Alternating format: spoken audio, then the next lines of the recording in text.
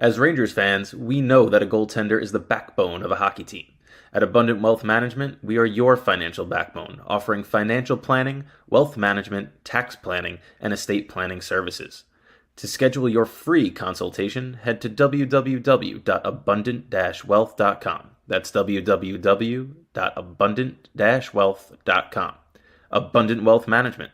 Live, plan, triumph. You're listening to Rangers Radio, your home for end-to-end coverage of the New York Rangers. With your hosts, Brendan Azoff, Zach Domino, and Steve Pappas. Blue Shirts fans, the puck drops now. What's up, everybody? Welcome to Rangers Radio. Another wildly disappointing performance last night in Anaheim as the New York Rangers, who had two separate two-goal leads in the third period, failed to get 2 points in a game that they truly had to win. And I know that we've said that for a couple of months now as the Rangers have continued to struggle, but the Rangers are in a position where nobody really wants that eighth and final wildcard spot in the Eastern Conference. And they have 2 more games played than the Blue Jackets, who are currently in that second wildcard spot, but they are tied with points. And they needed that 2 points last night in Anaheim. They found a way to lose, which has been the story this year. And I know we're going to get into all of that. So, Zook, how you doing, my man? Am I back? I went out for a little bit. Am I back now? You're back. You're back. I kept talking to make sure you were back, but I could see you moving around. I missed that whole thing. And then at the end, I was like, oh, yeah. No, I mean, I honestly didn't hear what you said because I was off. I was talking about how shitty last night's loss was. I'm going to assume you said that the Rangers suck, and boy, do they. At this point, honestly, the Capitals should just get a bye. They realistically do with whoever they play because all these teams are horrid. I'm the biggest sucker who's still scoreboard watching, and I see that the Islanders are losing 3-0 to the Lightning now. It's like, you don't have to do that much to get in. That's the most frustrating part about the Rangers. It's just like, honestly, win a game here or there, and you're in. I know a lot of times we've been talking about 3-game winning streaks, winning. Steve Valiquette said all these projected things that they have to win. No. You just got to be better than the other losers that are out there. And it's sad. Like, they showed that graphic yesterday. Like, Columbus is like 2-4 in their last 6, and they're by far like the best team playing right now. Like that, it's ridiculous. And last night was a real kick in the nuts. Like, no matter how bad the Rangers are and how like bad they've been, I didn't think last night was going to happen. And I know there's a lot of people out there on Twitter that are saying, "Oh, you can't be like, oh, it's to be expected." Blah blah blah. Those people were still sitting there at 5-2, 4-2 at 5 minutes left, looking at the standings, saying, "Okay, this is a win. Like, we're going to win this game." Last night, like, for as bad as the Rangers are, felt like they were going to win, but they didn't. And once they got to overtime, I even texted in the group, the Rangers will not touch the puck in this overtime. And they didn't touch the puck in this overtime. You can really point to as many different players or individuals as you want. This team, the reason why this team is where they are is their power play. Their power play is horrific. Their power play doesn't just not score. It loses any momentum that they have, which is really none, but gives the other team all the momentum. It's like I don't know what the live line was, but being up 4-3 with 3 minutes left and a power play just about to start, like, you got to win that game. Like, at the minimum, you can't give the other team momentum. And it's ridiculous. They don't even try on the power play. The Mika one was nice, but again, it was no movement where Fox just found a wide open Mika, and he finally did that thing where he was able to put a shot on net. But the whole team's just horrific. The defenders don't play defense. The forwards don't play defense. The forwards don't play offense. The defenders don't play offense. Shesterkin's just left out to dry. Sure, would you like to see an extra save here or there? Maybe, but you can't blame Shesterkin for any of this. All 5 were high danger chances. Yeah, like what? Like, you could say, why does Lav not do a lot of stuff? But yeah, this is another one that's a head scratcher. Like, out of all the defensemen, Zach Jones is the one getting scratched again. It doesn't make sense. There's a lot that doesn't make sense. There's nights where he's the second best defenseman on the ice. Yeah, when Adam Fox is back. It's like Soucy is horrific. Euro, and I saw you tweeted about him, gets walked. Like, if there's any speed on Vakanainen, he gets beat. And he took a penalty yesterday, and he honestly commits a lot more penalties than they call when the guys go around him. Yesterday they called one, but it's just a bunch of really, really bad defensemen.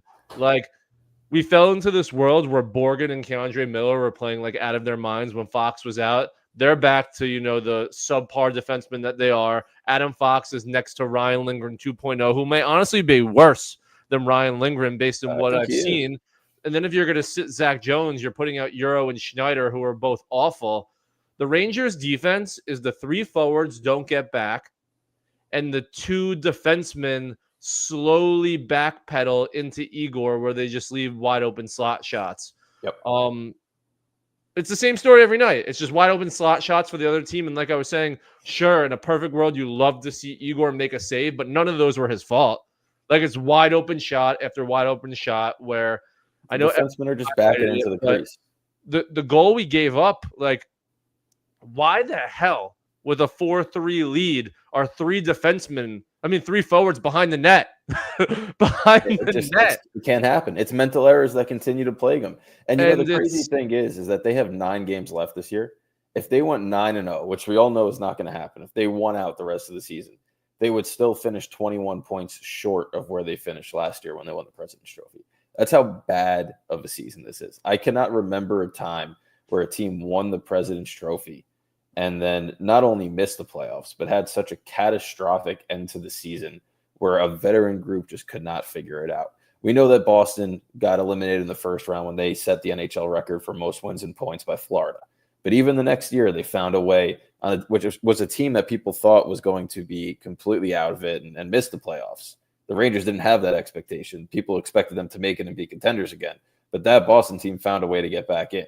The Rangers just have an opportunity right now to get into the playoffs. Like you mentioned, the Islanders are losing 3-0 in the second again today. It looks like they're going to lose another game.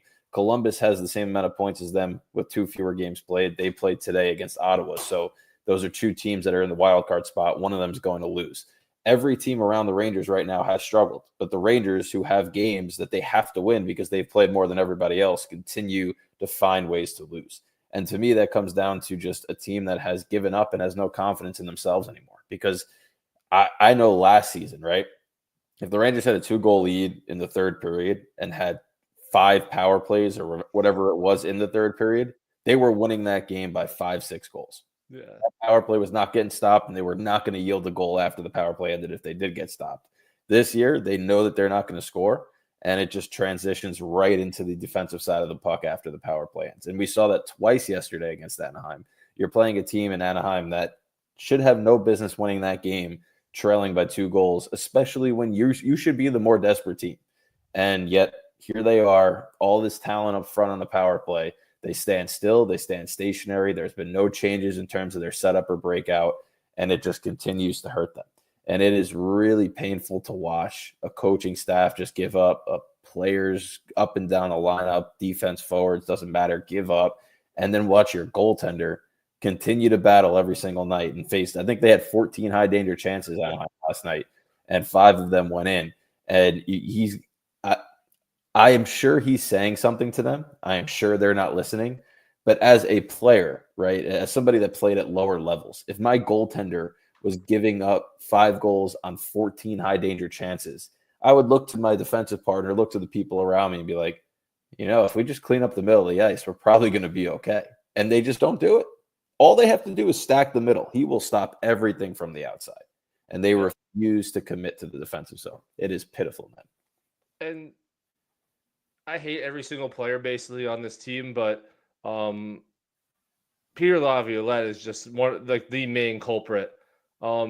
He's a doofus. He's a clown. We do not know how to play man-to-man. We do not know how to play man-to-man. And it's like half the time someone's playing man-to-man, and half the time 2 other guys are playing zone. Man-to-man only works when you can get initial pressure on the other team and clear the zone. Because as soon as there's a lot of movement and a lot of second chances, it's very easy for anybody to lose their man. Yeah. But the Rangers have no defensive skill. So the teams know exactly what they have to do. You just have to gain the zone, pass the puck a little bit, have a little movement around the outside, and eventually the Rangers are going to lose you. Like, eventually the Rangers are going to lose you. And man, it's just like embarrassing watching the defenseman back check. Like utterly embarrassing. Like last night was the first night I'm starting to turn on JT Miller a little bit. You're seeing some of his Vancouver stuff that you've heard come back where he looks like Lafreniere skating back sometimes. Like on the shorthanded goal, which was the video that went around, like if he just went back, there would have been no rebound to the guy to put in the net. Yep. The last goal, he was dogging it back. Like what? If you're up 4-3 in a game, you have to win with 2 minutes left, and you don't have like the ability to get back and play defense. That's the bare minimum. Like I can't expect anything else from you. Literally nothing else from you. There's no player on this team that's good. Like Adam Fox is good and Igor Shesterkin is good. Like no one else is really good. Panarin's awful. Mika's awful. Lafreniere actually stinks. Will Cooley's a nice player who has a ceiling at what it is because of like his skill. He's an all-heart player. Like it's just a team that's not good. And I'm as big of a loser as they are, maybe even more, because I'm going to be glued to my TV tonight when they're playing in San Jose, and they're going to get absolutely shit pumped. And like you're watching these teams night after night, like I'd rather be a fan of the Ducks, like watching that team. Like that's a young team who didn't give up and is fast and can move the puck. And I'm probably going to watch the Sharks and watch Celebrini tonight and be like, the Sharks. You know, we got this comment here. How much zero. I agree. I mean, it's zero. a game that San Jose has 20 wins. They should win the game tonight, but no, they're gonna get. It's got to be quick, right? I mean, at least the Yankees have 20 runs right now. Do they score more? They just hit another 2-run home run. They got their bench players in hitting 2-run jacks. Listen, at least we have some excitement around baseball right now. I know it's a long baseball season. I know we got a lot that could change, and based on the history of New York sports, neither one of the Mets or the Yankees are going to win anything of meaning. But it's fun to at least have some hope early on when the Rangers are really this pessimistic of a team. But you know what I've wanted to talk about on the show for a couple of weeks now. And, you know, now that it's just you and I know Steven's working today, so he's not able to be on the show with us. And it's quiet because of how bad they are. You know what really pisses me off is that 2 years ago, when you and I first started doing this show in the offseason, who did I want the Rangers to hire instead of Peter Laviolette? Knobloch. Yeah. I wanted a fresh face. I wanted somebody that hasn't been recycled through NHL teams. The other option that was out there at that time was a guy by the name of Spencer Carberry, who is now the head coach of the Washington Capitals. The Washington Capitals had an aging core led by Alexander Ovechkin, who we all know is set to break the NHL goals record held by Wayne Gretzky, whether it is this season or next. But outside of him, they had Nicholas Backstrom, who couldn't stay healthy. They had Evgeny Kuznetsov, who couldn't stay healthy and was struggling when he was there. They had TJ Oshie, who couldn't stay healthy anymore. They had an aging core, very similar to what the Rangers currently have and had before they did the letter. Instead of panicking, what they did was they found ways to maneuver around that. They drafted extremely well. They went and they invested into their AHL team. And if you look at the Washington Capitals organization, I think last year and maybe this year they lead the league this year in NHL points. Or the East in NHL points. They led in AHL points, and they had the best ECHL record as well. So their entire organization is leading the way in the leagues that they play in. And on top of that, they went out and instead of hiring a recycled coach, they hired a young, bright, opportunistic coach in Spencer Carberry. And now you see the dividends that are paying out. They have a bunch of guys on their team that prior to this season, many fans did not know who they were, such as Alexi Protas, Connor McMichael, that are going nuts because they drafted well, they put them in positions to succeed. And their pipeline, by the way, only has guys like Ryan Leonard and Cole Hudson that have yet to make the league yet that are coming. So that pisses me off because that's how a real organization runs it. That's how an organization that is dedicated to doing things the right way goes about it. They went out and traded for Pierre-Luc Dubois because everybody else in the league was down on him, but they had a scouting staff that saw some things that would fit their team, and look how that's worked out for them. Whereas you have the Rangers who don't draft well. Instead of drafting a Cole Hudson who went 43rd overall in the second round, they drafted E.J. Emery in the first round at 30. Now, EJ Emery, I'm not going to knock him because we've never seen him play in the NHL. He might be good, but is he going to I've have read the same bad things ceiling? so far. I think he has Yeah, 0 points this year. Like he's not an offensive defenseman. They drafted him to be a shutdown D-man. But then you have a guy like Cole Hudson, who we know what the Hudson family can do. You could have taken him there. So it's just bad drafting, bad development, bad situational awareness, because I don't necessarily think it's development that's the problem with the Rangers. I think it's what they do to stunt the players' growth once they get to the next level. We're seeing it right now with Brennan Hoffman. They finally put him on the top line, but for the first 15, 16 games of his career, his most common line mate was Matt Rempe. Brett Berard keeps getting scratched for guys for veterans that shouldn't be playing anymore. It's a continuous cycle of the Rangers underdeveloping and underutilizing players that they are planning on building around for the foreseeable future.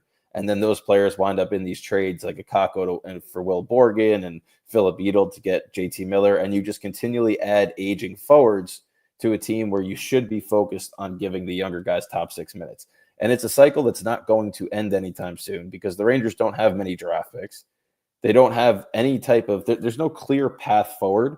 And unless they are committed this offseason to cleaning house and getting rid of Laviolette and the staff, getting rid of Chris Drury as your GM, letting a new GM and coach come in, and then them looking at the roster and going, these are the guys we want to get rid of and purging them where you can, I have no faith that anything's going to turn around. And that's what pisses me off, is that it's not just one bad season. You could see the trickle-down effect of what's going to happen for the next 3 to 5 seasons forward.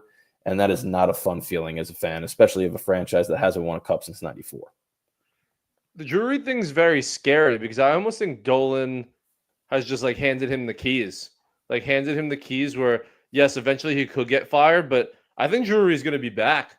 And that's a very, very scary thing. Like Dolan handpicked him, groomed him under other guys, got rid of, guys that may have been better than him, like in JD, to give Drury a job. And you brought up baseball, like being a Mets fan last year, you learn, and like honestly the last 2 years, the most important person on any team is the general manager.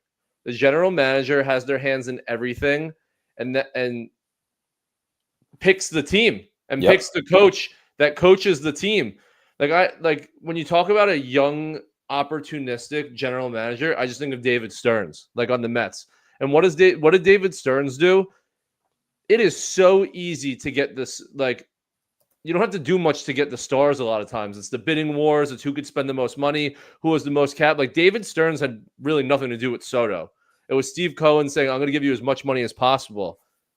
But a lot of teams have 1 or 2 great players. The really good teams have that depth, have the guys that are like for hockey sense are on the 3rd or 4th line, and baseball are on the bench.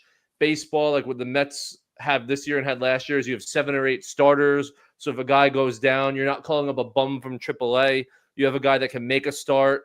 And, when it comes down to 1 or 2 games at the end of the year, you're happy that in July you had a real guy pitch and not a made-up guy pitch. Absolutely. It's like you need an NHL team, like you're saying with the Capitals, that have all these guys that before the season we were like, who the hell are these guys? And even though the story is Ovechkin because he's unreal and he's chasing the record, it's all the names you brought up. Like guys that I've literally never heard of that have some of the top plus minuses in the league. It's the Pierre-Luc Dubois, who you said a lot of guys have given up on, but your guys and your analytic guys say, look, he may not be the greatest player in the world, but if we specifically ask him to do this, he'll be good. And like you see it with David Stearns in the pitching lab, he's made guys throw away pitches that have been their most used pitch their entire career. And it's like, look, you may not be the greatest of all time, but if you just throw these 2 pitches instead of the other 2 pitches, you're going to be a serviceable MLB pitcher. And you can do that with NHL guys. It's like, hey, you may not be the greatest player in the world, but if we put you on the right side on the 3rd line instead of the left side on someone's first line, and you play this way and you shoot the puck this amount of times from these places on the ice, like sports are data driven now, and hockey's become data driven. And someone brought it up the other day.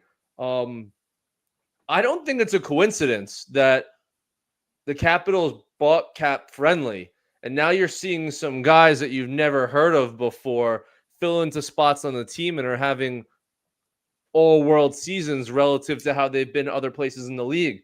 Like, nerds run sports now. And as much as that hurts, like, the old man who thinks, no, there's still this and still this, which I do give credence to. There's still a lot of value to some of those old school mentality. Numbers don't lie. Numbers do not lie, especially over large periods of time. And the Rangers really need to get with the times. Like, we had guys, even including Trouba, to this year where Drury was putting all this value on locker room. And we did it again with Jonathan Quick, and I don't want to poo-poo Jonathan Quick, but we overpaid for a backup goalie because he's putting together dinners on the West Coast. Like, Drury finds some real value in that. And it's like, no, the value in sports is not paying the Will Borgen $5.1 million. It's finding a defenseman that no one's heard of, that when you look at his underlying numbers, he does the same exact thing, and you can pay him $2.5 million. And that's what the really, really good teams do. You're not overpaying for guys when you feel like you have to. You're paying guys early. You're paying guys under value, and you're paying guys that no one's ever heard of. But when you put their analytics next to guys that you have heard of, they're the same exact player. You mentioned the contracts, right? The Rangers were in a position where in a year that they were struggling, they were going to go into an offseason where the only two players under contract were going to be Adam Fox and Braden Schneider, right? They had no other players under contract outside of Jacob Trouba, who they moved, and they acquired Eero Vakanainen, who wasn't talking defenseman, right? Defenseman, yes. Okay. And instead of what they did was they locked up Vakanainen and Borgen. So now they have 4 guys under contract, and they traded for Carson Soucy, who has a contract through next year. So instead of having the ability to completely revamp your defensive core, you are now saddled with 3 guys in Vakanainen, Soucy, and Borgen that you probably didn't have to saddle yourselves to. Now, you could have re-signed Borgen because I think that he does bring some value. I think he's had good moments, but you didn't have to sign him to what you did. And if that was going to be the asking price in the offseason, you could very easily pivot to somebody else. Easily. And it's the left side needed to be revamped pretty badly. And I know that we've been asking for Adam Fox and Keandre Miller to at least get a run here at the end of the season to see if it's worth re-signing Keandre Miller if he can mesh with Adam Fox. And what they continue to do is put Carson Soucy out there alongside him. And to me, that's like putting a neon sign somewhere saying we do not know what we're doing, because now next year Carson Soucy is going to be under contract. We all might hate him and think he's terrible, which is the truth. But the Rangers are going to put him as their number 1 left defenseman next to Adam Fox. And then people are going to go out online and say that Adam Fox is a problem. Adam Fox is not the problem. He's playing with terrible defensemen. Quinn Hughes does not play with a terrible defenseman. Kel McCarr does not play with a terrible defenseman. Jacob Chychrun does not play with a terrible defenseman.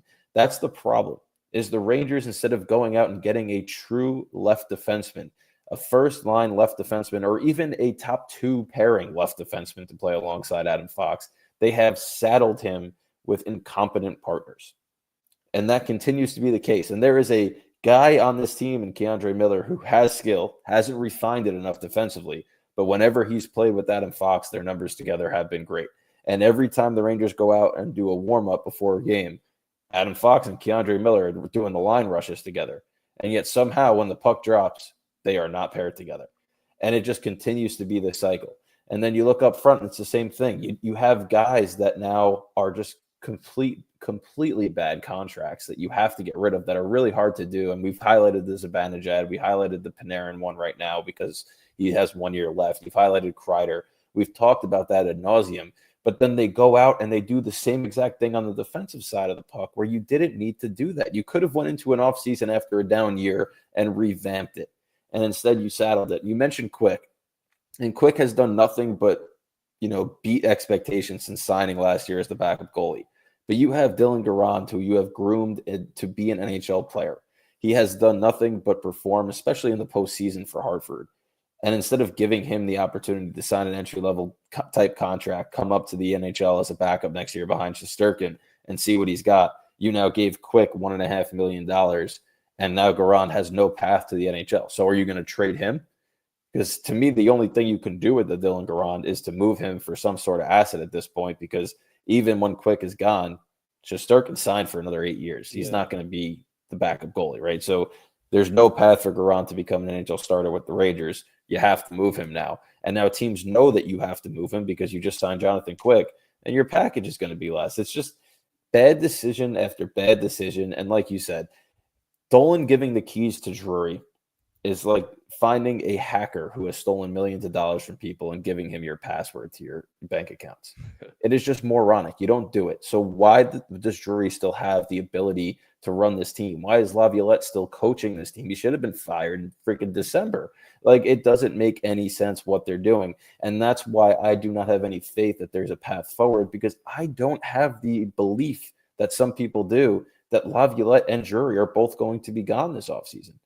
Laviolette's more likely than Drury, in my opinion, and Drury getting the ability to hire another head coach and put another team together makes no sense. It doesn't make any sense to me, and that's the direction they're headed. And it's not just a failure of a season; it's an organizational failure. They have 4 cups in 100 years. It's 100 years of mediocrity, and it continues to be self-inflicted wounds. And until they just change their organizational philosophy and go with the modern times, they are going to continue to be just an average team. And that's as sad as it is. Sometimes I sit there thinking that, like, I must know nothing, because like I've watched every single game this year, and like I'm sitting there and like I'm watching Carson Soucy and Euro Vakanainen, and I'm like, Dahan and Jones are just like, if I could have either of the two, like, give me Dahan and Jones. Like, for me, it's simple, and I think most people are like that. But like, I'm like, am I so stupid? Oh, you just muted yourself.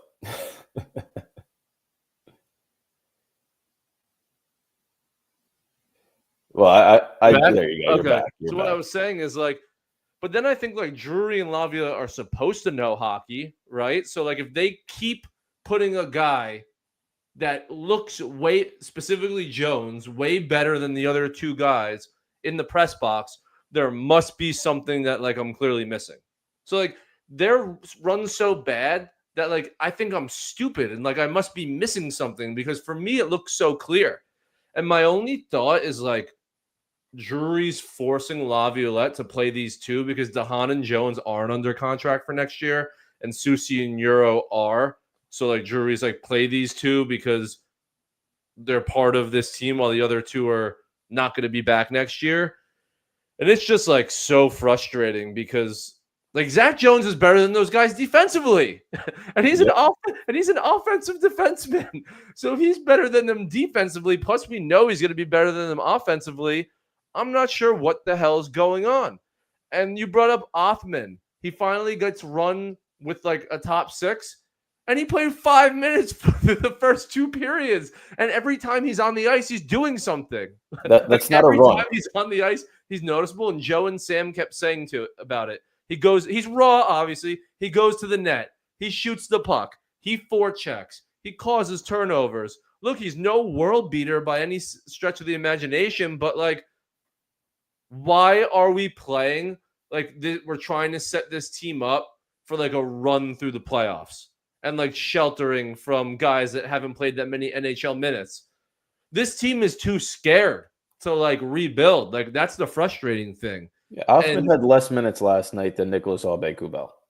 So just penciling his name next to Panarin on the top line, that's not giving somebody a run, right? He didn't get offensive faceoffs. They took him out for offensive faceoffs, and they put JT Miller in his spot. So like, what are you doing? Is so crappy right now that at this point in the season, I don't care who the big names on your team are, who's been good, who has the most money. Nobody's been good. I don't care about the second unit or the first unit. I just put together this group of young players that want to do something. You know, put a Brodzinski, put a Berard, put maybe give Lafreniere a chance. Put Brodzinski on the power play because all that guy does is shoot the puck. Yep. And put them with Fox. And let's see what happens, because I guarantee you that the zone entries might suck, but once they get into the zone, they're going to have the mentality of shoot the puck. Whereas right now their power play is so perimeter and stationary, it is so easy to defend, and it's leading to goals the other way. It's just. But this is something that we've talked ad nauseum about for years. I mean, this is the second year or 2.5 years we've been doing this show, and I can't remember the last time we didn't have a conversation that talked about giving some more runway or changing something where the younger kids got more ice time. And since we've been talking about that, all that's happened is that the young talent that the Rangers were supposed to have all been shipped elsewhere. And the one guy that really remains from that group is Lafreniere, and he's been miserable this season. He's terrible. It's just... He's actually getting points in the last couple of games, but it's not enough. He's a number one overall pick.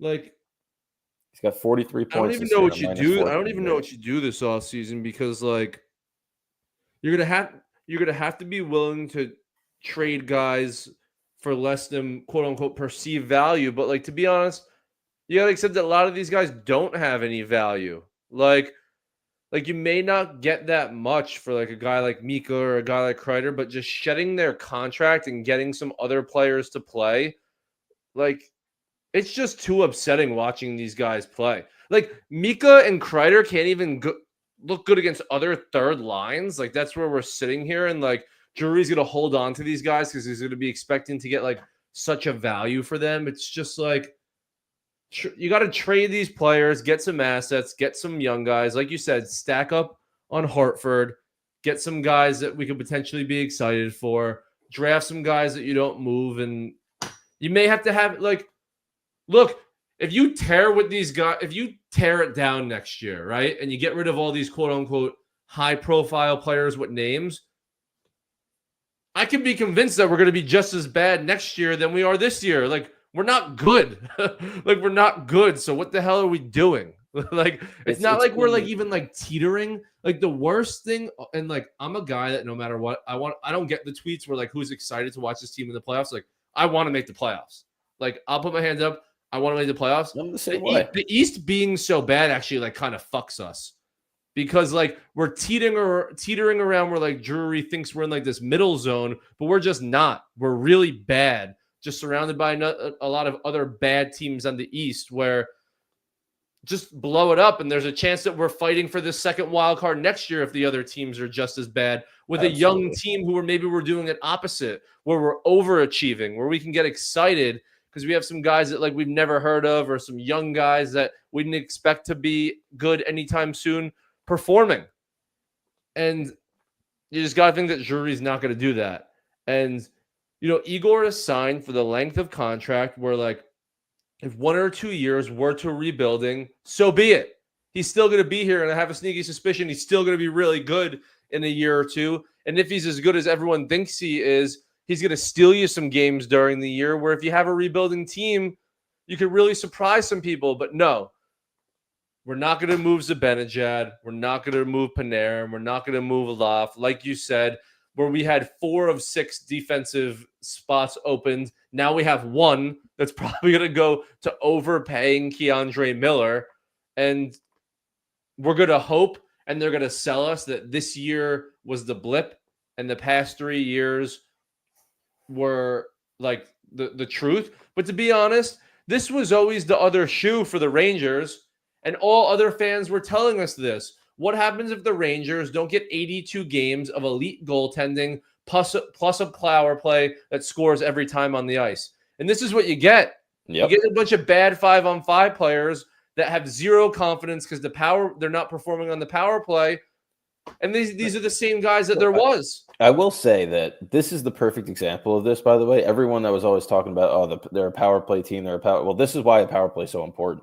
Yes. Because if you look at the outskirts of a playoff race every year, the teams that miss it are usually the teams that struggle on special teams. Yep. The Rangers' penalty kill has been elite this year, and then the last 2-3 weeks, it's fallen off a cliff while their power play has fallen off a cliff, and now they can't find ways to win games. If this team had remotely close to the power play success they had last season, they're not even in this playoff race. They're fighting the Devils for the 3rd seed in the Metro. And it's the sad reality. They're not that far removed from the 3rd spot where the Devils are right now. And a power play that has any type of success over the course of the season gives them those extra 6, 7, 8 points that they would have needed to be there. It's just pathetic. And it's not like the personnel on the power play changed. The personnel is the exact same. It's just a lack of movement, a lack of shooting the puck. You have arguably the best net front deflector of pucks in the entire league in Chris Kreider in the front of the net on most of your power plays when he's healthy. And they have completely changed their MO of let's try to go. How many goals did he score last year where he's standing basically on the goal line and it's a shot pass from Panarin that he tips sideways into the net? Yep. I 3 or 4 off the top of my head that I remember. That has not happened once in the last 3 to 4 months of the season. They just completely negated that aspect of their power play, and it's all perimeter now. And what it's type just of coaching joke. doesn't change anything? Like Bad coaching. Adam Fox has great IQ, but his speed is also limiting. Where you watch some other power plays and you see like their point guy, and again, we're talking about the best of the best, but I put Adam Fox in there. Like Quinn Hughes and Cale Makar put a different type of pressure on other teams when the power play that Adam Fox just can't do. So why don't you try something different?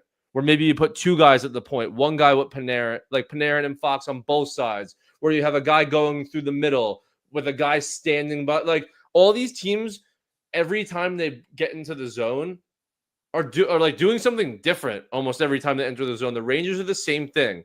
It's Fox going back and forth the length of the line with a guy standing in the middle, with Kreider in front of the net, with two guys on the outside, with nobody moving. What if, like volleyball, when there's a change in serve, everyone literally just shifted one spot over? Like just Adam Fox drops down, Panarin goes all the way around to where Mika goes, Mika drops up, and Trocheck and Kreider just flip-flop.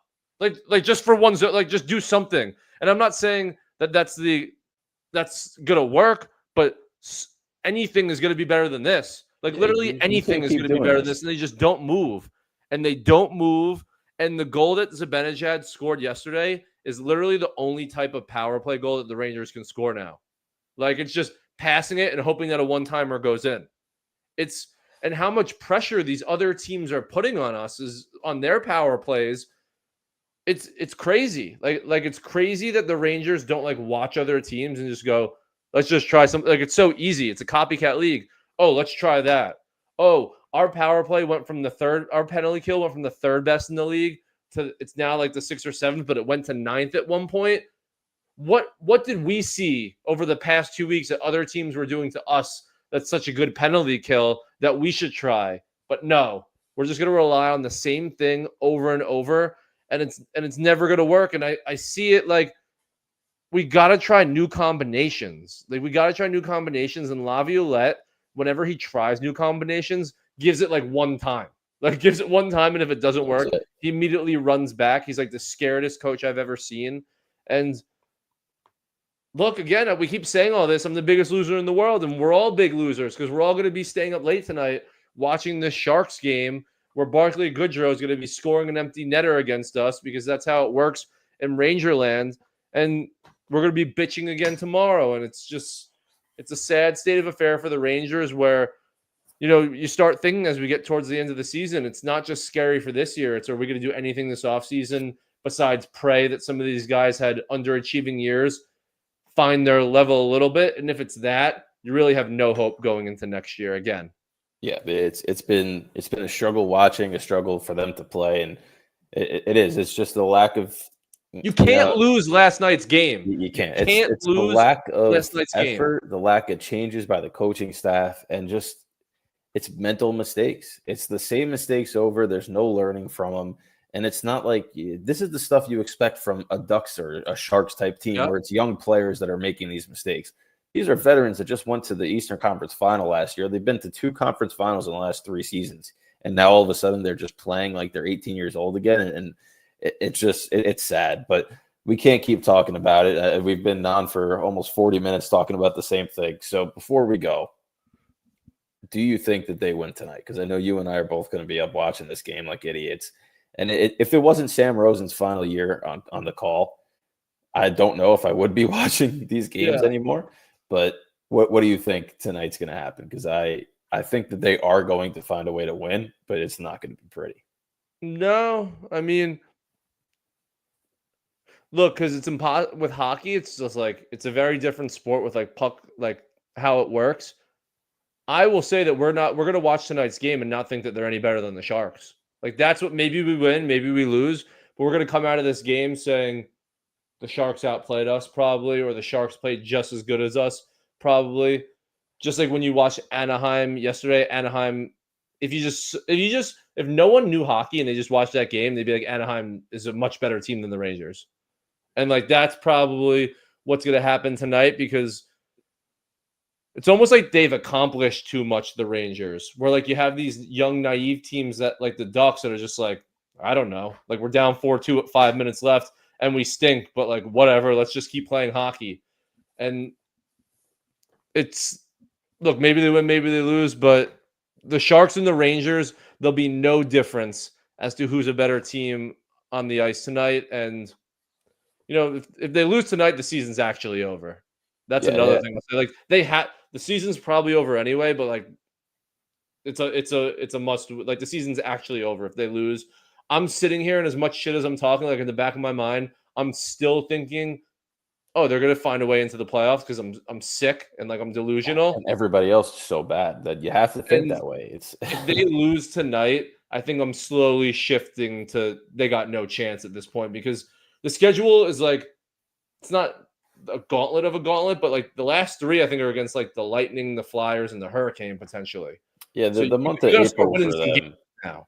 The month of April is going to be brutal for them.